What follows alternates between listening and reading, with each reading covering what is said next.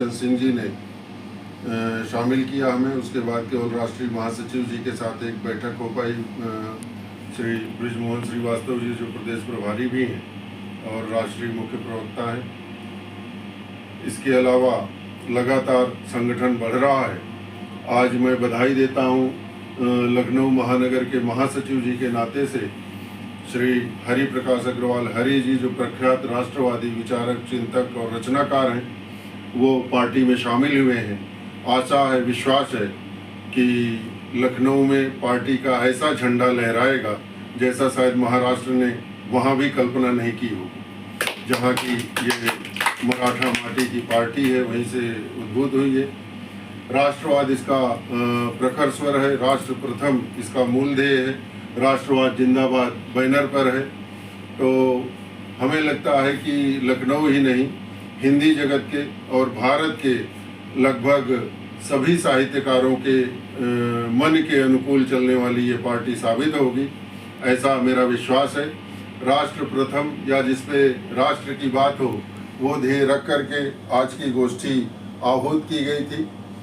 तो मैं वही राष्ट्रवाद की बात लेते हुए एक वंदना का छंद कहता हूँ कि दो आशीष अम्ब प्रज्वलित हो, प्रदीप ज्ञान प्रसरेन, राष्ट्र भक्त भटके डगर से, और भूषण का ओजवाणी पाए लेखनी प्रत्येक, शिवा की कृपाण से लहू की धार बरसे, और देना तू गंभीरता प्रसाद सीमा भारती, वो पंत सुकुमारिता भी कविता में सरसे, और चंदबन गोरी का गला उतारे भी कलम, चंदबन गोरी का गला उतारे भी कलम, आर्त हो पुकारे देश जब भी समर से, कि चंदबन गोरी का गला उतारे भी कलम, आर्त हो पुकारे देश जब भी समर से।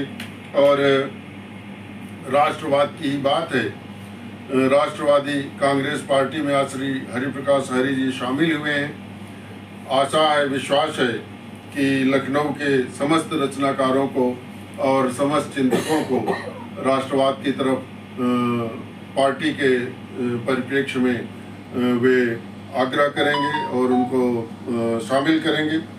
मैं एक रचना और जो है कह देता हूँ कि बसंत के संदर्भ में बहुत पहले का ये छंद है कि उपवन में तो हर वर्ष सजते हैं फूल, सुंदरी का रूप हर ऋतु में सुहाता है, और सुमन कपोल चूमता मधुप निश में, वह प्रातः काल में उसे ही त्याग उड़ जाता है, और कभी कभी मौसम धरा पे स्वाभिमानी बन, नर मुंड रण उपवन में सजाता है, और देश हित युद्ध में जो रक्त पुष्प खिले तभी रण बाकुरों का झूमता बसंत आता है, कि देश हित युद्ध में जो रक्त पुष्प खिले तभी रण बाकुरों का झूमता बसंत आता है।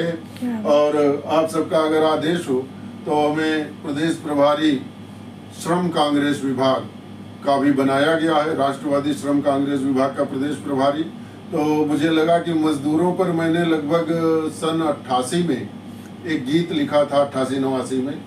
वो मजदूरों की भावना जो मैंने सोचा वो इस गीत में है, तो वो मैं कह दूं कि मजदूर कह रहा है लोगों को संबोधित करके कि सदियों से ही लोगों हाथ पसारे बैठे हैं, सदियों से ही लोगों हाथ पसारे बैठे हैं, हम तो अब भी उद्योगों के द्वारे बैठे हैं, श्वेत भाल का भी न पहुंच पाए पर लगे रहे, हम मशीन के संग निशाओं में भी जगे रहे, तो आंखों में आंसू का एक समंदर सदा पला, साधनहीन गठरिया लादे पीड़ा पगे रहे, तो उत्पादन खूब किया मगर मन मारे बैठे हैं, सदियों से ही लोगों हाथ पसारे बैठे हैं, हम तो अब भी उद्योगों के द्वारे बैठे हैं, तो अरमानों के घड़े हाथ से फिसले फूट गए,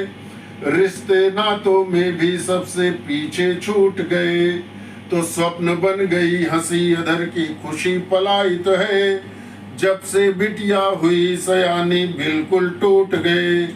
तो श्वास श्वास जीवन की अपनी हारे बैठे हैं, सदियों से ही लोगों हाथ पसारे बैठे हैं। तो कभी खिलौना मांगा बच्चों ने हम रुष्ट हुए, पत्नी की आंखों के सपने दृक से ढरक चुए। तो दे न सके पुस्तक रमुआ को इम्तहान आया, मजदूरी ही फिर मेरी संतति का भाग्य छुए। तो जन्म कुंडली में शनि डेरा डारे बैठे हैं, सदियों से ही लोगों हाथ पसारे बैठे हैं। तो किया जहां भी काम वही उद्योग निखर आया, सूखी रोटी नमक के सिवा प्रतिफल क्या पाया। बड़ी मशीनें मालिक का घर महल बन गया, पर बनी रही श्रमिकों के सर पर छप्पर की छाया। तो हम हर मौसम में ही सड़क किनारे बैठे हैं, सदियों से ही लोगों हाथ पसारे बैठे हैं। और अंतिम है कि मैंने दिया कारखानों को भीम का काया, मेरे ही पौरुष से सदा संवरता युग आया। तो निर्मित किया लौह मिट्टी से पानी से बिजली, शुभ परिवर्तन का पहिया हमने ही सदा चलाया। तो अपने परिवर्तन की राह निहारे बैठे हैं, सदियों से ही लोगों हाथ पसारे बैठे।